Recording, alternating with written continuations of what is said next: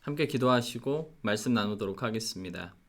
살아계신 아버지 하나님 감사합니다. 귀한 주일 맞이하여서 하나님의 자녀들 모이게 하시고 마음과 뜻을 다해 예배하게 하시니 감사합니다. 무엇보다 이 시간 하나님의 말씀 앞에 우리가 무릎을 꿇습니다. 마음을 열어주시고 들을 수 있는 길을 열어주셔서 주의 말씀 가운데 도전받고 우리의 삶이 변화되어지는 귀하고 놀라운 은혜의 시간 되게 하여 주시옵소서. 감사드리며 예수님의 이름으로 기도합니다. 아멘. 오늘은 디모데후서 4장 1절로 8절의 말씀을 가지고 복음을 나누는 교회라는 제목으로 말씀을 함께 나누도록 하겠습니다. 지난 3월 13일 금요 기도회 그리고 3월 15일 주일 예배를 끝으로 교회에서 함께 모이지 못한 지 벌써 5주가 지났습니다. 사실 2020년을 시작하면서 1년 교회 활동 계획을 어느 정도 세워놨었습니다. 구체적이고 자세한 사항까지는 아니어도 1월에는 이것을 하고 2월에는 뭘 하고 이 정도의 계획이 있었습니다. 그런데 코로나 사태로 인해 계획이 실천되지 못하고 있는데요. 사실 3월까지는 세워놓은 계획대로 거진 다 진행을 했습니다. 그런데 1월부터 3월까지 우리들이 진행한 모든 계획들을 이렇게 쭉 보니까 우리끼리 놀고 먹고 하는 행사가 많았던 것 같아요. 사실 대외적으로 교회를 알리고 복음을 전하는 그러한 큰 행사들은 사실 4월 이후부터 계획이 되어 있었습니다. 예를 들자면 고난주일과 부활주일이 있었던 그 시간에는 특별 기도의 계획이 있었고요. 그리고 수련의 계획도 가지고 있었습니다. 교회 홍보의 날이라든지 그리고 특별히 5월 달에는 어린이 주일이 있기 때문에 어린이날 행사도 이렇게 계획하고 있었는데 현재로서는 이러한 계획들을 실행할 수 없는 그런 상황 가운데 놓여 있죠. 상황이 이렇다 보니까 왜 1월부터 대외적인 활동들을 하지 않았나 좀 아쉬운 생각이 들었습니다. 그렇지만 4월부터 대외적인 활동들을 많이 계획하게 된 이유가 있는데요. 교회 표어와 그 표에 따른 매달 다짐들을 좀 더 효과적으로 실천하기 위해서 그렇게 계획을 잡아 놓았었습니다. 사실 우리 교회 1월부터 4월까지의 큰 목표는 복음을 나누는 교회가 되자라는 것이었습니다. 그래서 1월에는 먼저 교회에 대한 인식을 제대로 가질 필요가 있었기 때문에 교회 로고의 뜻과 의미를 중심으로 더 나누는 교회의 정체성 확립에 힘을 쏟았고요. 2월에는 복음을 나누기 전에 기도로 무장해야겠죠. 그래서 기도하는 교회라는 다짐하에 금요 기도의 시간과 그리고 개인 기도에 집중하는 한 달로 그렇게 계획을 세웠었습니다. 3월에는 성경도 모르면서 우리가 복음을 전할 수는 없잖아요. 그래서 성경 읽는 교회가 되자라는 다짐으로 성경 읽기표를 만들어서 성경 읽기에 힘을 썼는데 이렇게 매달 각각의 테마를 만들고 그 테마들을 중심으로 복음을 나누는 교회로 준비를 해 오면서 4월에는 실질적으로 복음을 나누는 교회가 되자는 그러한 다짐을 내걸고 대외적인 활동을 하려고 했던 것이죠. 그런데 코로나가 터지는 바람에 실질적인 활동에 큰 지장을 받게 된 것입니다. 누구를 만날 수 있는 것도 아니고요. 그리고 나가서 노방 전도를 할 수 있는 것도 아니고 문서 전도나 또는 교회 홍보조차도 할 수 없는 이런 상황 속에 있다 보니 복음을 나누는 교회가 되자라는 이 다짐이 말 그대로 무의미한 다짐이 될 수밖에 없는 그러한 상황이 되어버렸고요. 그래서 다른 다짐이나 또는 다른 표현을 정하는 것이 현명할지도 모르겠다는 그러한 생각도 했었습니다. 하지만 그럼에도 불구하고 더 나누는 교회 4월 한 달 다짐을 복음을 나누는 교회로 정하게 된 것은 바로 오늘 본문 2절에 나오는 권면 때문이었습니다. 우리 본문 2절 말씀 함께 읽어보도록 하겠습니다. 너는 말씀을 전파하라. 때를 얻든지 못 얻든지 항상 힘쓰라. 범사의 오래 참음과 가르침으로 경책하며 경계하며 권하라. 아멘. 때를 얻든지 못 얻든지 항상 힘쓰라. 이 말씀이 저에게 도전이 되었고요. 그리고 힘이 되었었습니다. 사실 이 말씀이 의미하는 것이 무엇일까 묵상하며 여러 주석들과 해석들을 찾던 중에 캐나다에 위치한 심포니 교회를 담임하시는 최정호 목사님이라는 분이 쓰신 글을 보게 되었는데요. 최정호 목사님은 이 말씀을 전도의 기회를 만들어라 라는 뜻으로 이해하셔서 조금 특별한 방법으로 선교를 시작하게 되셨다고 간증을 하고 계셨습니다. 때를 얻든지 못 얻든지는 바로 그런 의미가 아닐까 생각을 해보았습니다. 전도의 기회를 만들고 찾아내는 것. 최정우 목사님의 글을 보면서 지금 우리가 코로나 때문에 밖으로 나가지 못하고 누구를 만나지 못하고 있지만 그래도 뭔가 내가 할 수 있는 전도의 방법이 있고 전도의 기회를 만들고 찾아낼 수 있다는 그러한 확신이 들었습니다. 그래서 복음을 나누는 교회가 되자는 다짐을 그대로 내걸게 된 것이죠. 비록 지금 우리가 처해 있는 상황이 누구를 만날 수 없고 복음을 나눌 수 없는 상황이지만 이런 상황 속에서도 복음 전파를 위해 내가 할 수 있는 일이 무엇일까? 한 번쯤 고민해보고 기회를 만들고 상황을 만들 수 있는 그러한 한 달이 되어서 복음을 나누는 교회로 주님 앞에 귀히 쓰임받는 우리가 될 수 있었으면 좋겠습니다. 그런 의미에서 저는 오늘 본문 말씀을 가지고 그렇다면 왜 우리는 이토록 복음 전하는 일에 열심내야 하는지에 대해 한번 생각해 보려고 합니다. 왜 굳이 전도의 기회를 찾고 만들어가면서 복음을 전해야 하는 것일까요? 먼저 본문 1절 말씀을 보니까요. 복음을 전파해야 할 이유가 있다고 그렇게 증거하고 있습니다. 우리 1절 말씀 함께 읽어보도록 하겠습니다. 하나님 앞과 살아있는 자와 죽은 자를 심판하실 그리스도 예수 앞에서 그가 나타나실 것과 그의 나라를 두고 엄히 명하노니. 복음을 전파해야 하는 이유가 무엇입니까? 바로 심판자 되시는 예수님이 나타나실 것이고요. 그의 나라가 이루어질 것이기 때문입니다. 사실 예수님은 아주 많은 별명을 가지고 계신 분이시죠. 하나님의 어린 양, 구세주, 사랑이 많으신 분, 죄인들의 친구, 따뜻하고 사랑이 넘치는 그러한 별명들을 많이 가지고 계신 예수님이신데 그런데 오늘 복음을 전파해야 하는 이유를 설명해 주는 본문에서는 사랑이 넘치고 따뜻한 이미지의 예수님을 소개하고 있지 않고요. 산자와 죽은 자를 심판하시는 주님으로 예수님을 묘사하고 있습니다. 예수님의 심판과 복음이 무슨 관계가 있기에 심판자로 오실 예수님 때문에 복음을 전해야 한다고 말씀하고 있는 것일까요? 저와 여러분이 너무나도 잘 알고 있는 요한복음 3장 16절로 18절의 말씀에서 우리는 그 답을 찾을 수 있을 것 같습니다. 우리 함께 읽어보도록 하겠습니다. 하나님이 세상을 이처럼 사랑하사 독생자를 주셨으니 이는 그를 믿는 자마다 멸망하지 않고 영생을 얻게 하려 하심이라. 하나님이 그 아들을 세상에 보내신 것은 세상을 심판하려 하심이 아니요 그로 말미암아 세상이 구원을 받게 하려 하심이라. 그를 믿는 자는 심판을 받지 아니하는 것이요 믿지 아니하는 자는 하나님의 독생자의 이름을 믿지 아니하므로 벌써 심판을 받은 것이니라.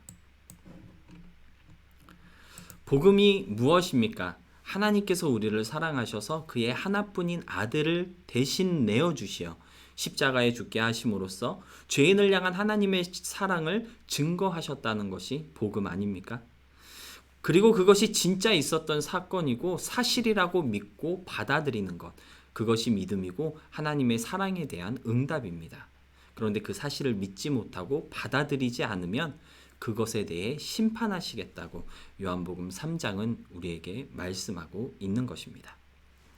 산자와 죽은 자를 심판하러 오시는 예수님은요, 죄인을 향한 예수님의 사랑과 희생을 죄인들이 믿음으로 받아들였는지 아니면 받지 않았는지에 대해 심판하시는 것입니다. 여러분이 누군가를 뜨겁게 사랑해서 그를 위해 모든 것을 바치고 희생하였지만 그것을 알아주고 고마워하기는커녕 도리어 그 사랑의 헌신을 조롱하고 무시한다면 우리들의 마음이 어떨까요? 우리가 좋아하는 드라마 속에 그러한 내용들이 많이 있지 않습니까? 너무 사랑했는데 그런데 그런 내 사랑을 알아주지 않고 받아주지 않아서 이제는 그 사랑의 마음만큼 미워하게 되고 복수하고 말겠다는 다짐을 하게 되는 내용들. 어쩌면 심판주로 오시는 예수님의 마음이 마치 그런 마음이라고 이해할 수 있다는 것이죠. 고린도전서 1장 18절의 말씀을 보니까요. 예수님의 심판을 통해 멸망하게 되는 사람들은 십자가를 미련하게 생각했던 사람들이라고 증거하고 있습니다. 누가 심판받고 누가 멸망에 이르며 사망의 형벌을 받게 되느냐? 예수님의 희생과 사랑의 복음을 무시하고 멸시하며 그것을 미련한 것으로 생각했던 사람들에게 그러한 심판이 임하게 된다는 것이죠. 바로 그러한 이유 때문에 우리가 복음을 전해야 하는 것입니다. 복음을 전하지 않으면 복음이 무엇인지 알지 못해 그것을 무시하게 되는 일이 일어나게 될 것이고요. 또 예수님의 이 희생과 하나님의 사랑을 잘 이해하지 못함으로써 그것을 미련한 것으로 생각할 수 있게 되기 때문입니다. 사랑하는 여러분, 복음을 나누고 전파하는 것은요, 한 영혼을 예수님의 심판에서 건지는 아주 중요한 일입니다. 이처럼 귀한 사명이 우리에게 있다는 것을 잊지 마시고 영혼 사랑하는 마음으로 복음 전파의 기회를 만들 수 있는 우리가 되어야 하겠습니다. 그런가 하면 본문 2절 말씀을 보니까 어떻게 복음을 전해야 하는지에 대해 말씀하고 있는 것을 볼 수 있습니다. 우리 2절 말씀 다시 한번 2절 말씀만 읽어보도록 하겠습니다. 너는 말씀을 전파하라. 때를 얻든지 못 얻든지 항상 힘쓰라. 범사의 오래 참음과 가르침으로 경책하며 경계하며 권하라. 사도 바울은 어떻게 복음을 전해야 하는지를 알려주면서 구체적인 방법론을 제시하기보다는요, 어떤 마음가짐으로 복음을 전해야 하는지에 대해서 알려주고 있습니다. 사실 효과적이라고 어느 정도 인정된 여러 전도 방법들이 있습니다. 아마 여러분들도 몇 번은 들어보신 적이 있으실 거예요. 고구마 전도법이라든지 또는 진돗개 전도법, 뭐 이런 것들이 있지 않습니까? 기독교 정보넷이라는 웹사이트를 보니까요, 효과적인 전도의 방법들이 9가지 있다고 그렇게 소개하고 있는 글을 본 적도 있습니다. 그런데 오늘 본문에서 사도 바울은 어떤 방법으로 복음 전파하는지가 중요한 것이 아니라 우리가 어떤 마음과 자세를 가져야 하는지, 그것이 더 중요하다고 강조하고 있습니다.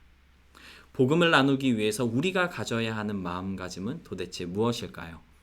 본문 말씀을 보니까요, 항상 힘쓰고 범사에 오래 참음으로 다가가야 한다고 가르쳐주고 있습니다. 항상 힘쓰라는 말을 좀 다르게 표현하자면 끈질기게 하라는 뜻입니다. 여러분, 끈질기다라는 것이 무엇인지 아십니까? 제가 네이버 사전에서 이와 비슷한 뜻 또는 비슷한 뉘앙스를 가진 다른 표현들을 찾아보니까요, 악착스럽다, 집요하다, 억척스럽다, 뭐 이런 것들이 나오더라고요. 항상 힘쓰다, 항상 힘쓰라라고 하는 것이 무엇인지 좀 그림이 그려지지 않습니까? 저는 끈질기고 집요하다는 표현을 들었을 때 어떤 그림이 떠올랐냐면, 아주 잘 훈련된 경찰견이 범인을 검거할 때 그 범인들을 한번 물고서는 절대 놓지 않고 미친 듯이 매달려 있는 그런 모습이 떠올랐습니다. 복음을 전한다는 것은요, 바로 그러한 마음가짐으로 임해야 한다라는 것이죠. 잘 훈련된 경찰견이 한번 물으면 절대 떨어지지 않는 것처럼 힘써 끈질기게 매달릴 수 있어야 한다라는 것입니다. 그런데 사실 우리들은 누군가에게 복음을 전할 때 그들의 상황을 살피고 그들의 상태가 어떠한지, 그들의 마음이 지금 복음을 받아들일 만한 준비가 되었는지 눈치를 살필 때가 참 많은 것 같습니다. 물론 그런 것들을 무시해야 한다는 뜻은 아닙니다. 그렇지만 그런 것들 때문에 복음을 전하지 못했다는 핑계는 버릴 수 있어야 할 것 같습니다. 때를 얻든지 못 얻든지 항상 힘쓰라고 말씀하고 있는데요. 이 말씀을 세 번역으로 보니까요, 기회가 좋든지 나쁘든지 꾸준하게 힘쓰라라고 번역하고 있었습니다. 상대방의 상태에 따라 복음 전파의 기회가 좋을 수도 있고 나쁠 수도 있습니다.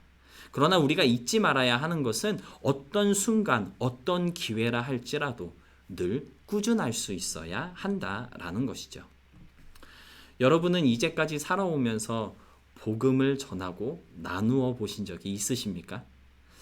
어떤 사람을 교회로 데려오는 것도 너무 귀하고 값진 일이지만 혹시 교회로 인도하지는 못해도 누군가에게 복음을 들려주고 전파해 본 경험이 있으신가요? 4월 한 달 더 나누는 교회의 다짐은요, 전도하는 교회가 되자가 아닙니다. 복음을 나누는 교회가 되자라는 이 다짐은요, 어떤 사람을 내 교회로 이끌지는 못해도 한 사람 한 영혼에게 참된 복음을 들려주고 나누어 줄 수 있는 사람이 되보자라는 다짐이라는 것을 잊지 마시고, 지금 여러분이 있는 자리, 여러분의 생활 가운데 아직 복음을 들어보지 못했고 받아들이지 못한 사람이 있다면 그 사람이 내 가족일 수 있고요, 친척일 수 있고 직장 동료 또는 나의 가장 친한 친구일 수도 있습니다. 그 한 사람에게 복음을 전해주고 들려줄 수 있는 우리 모두가 될 수 있기를 진심으로 소원합니다. 말씀을 정리하겠습니다. 오늘 말씀의 제목이 복음을 나누는 교회인데요. 복음을 나눔에 있어 진짜 우리가 꼭 가져야 하는 아주 중요한 마음가짐이 있습니다. 바로 오래 참음입니다. 오래 참음이라는 것이 무엇일까요? 저는 두 가지로 이해할 수 있다고 생각하는데요. 먼저는 인내하는 것이고요. 또 하나는 절제하는 것으로 오래 참음을 이해할 수 있는 것 같습니다. 복음을 나누어 주고 또 들려주는 일이 결코 쉽지 않습니다. 왜냐하면 세상 사람 그 누구도 복음을 듣고 싶어 하지 않고요. 또 들으려고 하지 않기 때문입니다. 하고 싶지 않은 일을 계속 시키거나 듣고 싶지 않은 것을 계속 들려주면 어떤 일이 생길까요? 결국은 화를 내고 짜증을 내고 거부하게 되겠죠. 그런데 그것이 자연스러운 현상입니다. 그렇기 때문에 우리가 복음을 전할 때 오래 참음이 필요한 것이죠. 즉 인내함으로써 복음을 전해야 한다라는 것입니다. 인내라는 말의 뜻은요, 참고 견딘다라는 뜻입니다. 거부하고 밀어내며 때로는 공격하고 달려드는 그 모든 어려움과 괴로움을 참고 견뎌낼 수 있는 오래 참음으로 복음을 전해야 한다고 본문은 우리에게 권면하고 있습니다. 사랑하는 여러분, 인내하시면서 복음을 나누어 보신 적이 있으십니까?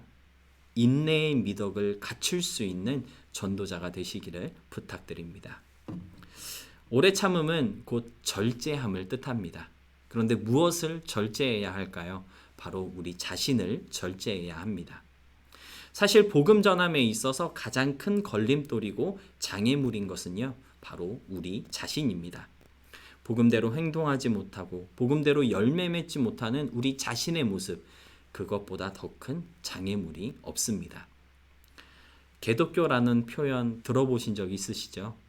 너나 잘 믿어라 라는 말들이 왜 생겼을까요? 복음으로 살지 못했기 때문이 아니겠습니까? 복음으로 살지 못한 이유는요, 사실 아주 간단합니다. 우리가 절제하지 못했기 때문입니다.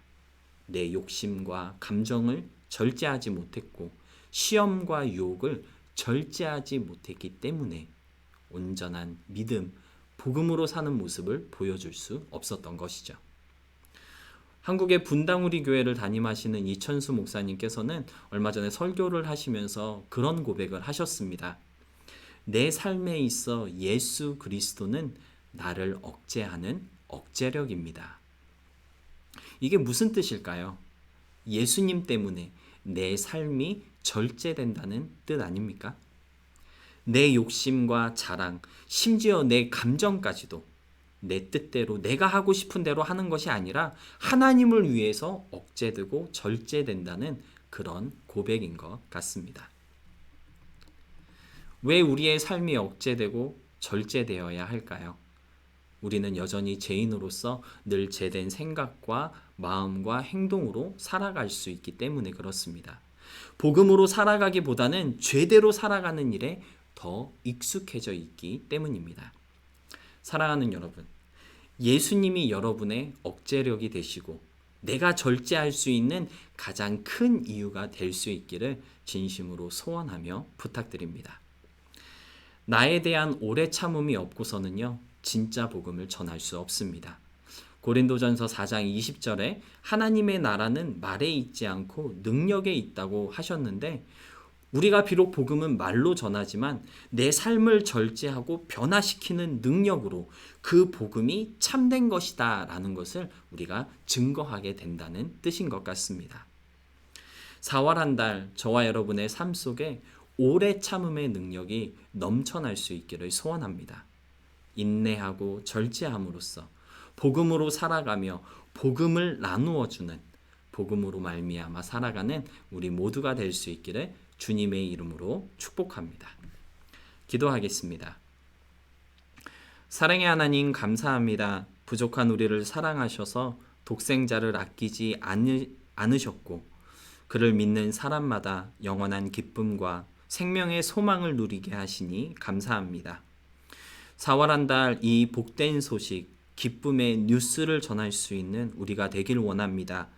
지혜 주시고 능력 주시고 무엇보다 민첩하고 열정 있는 마음 주셔서 주저하거나 머뭇거리지 않고 힘을 다해 복음의 기회를 만들고 찾아낼 수 있는 주의 성도들이 다 되도록 은혜 내려 주시옵소서. 오래 참음에 은사를 더해 주시기를 소원합니다.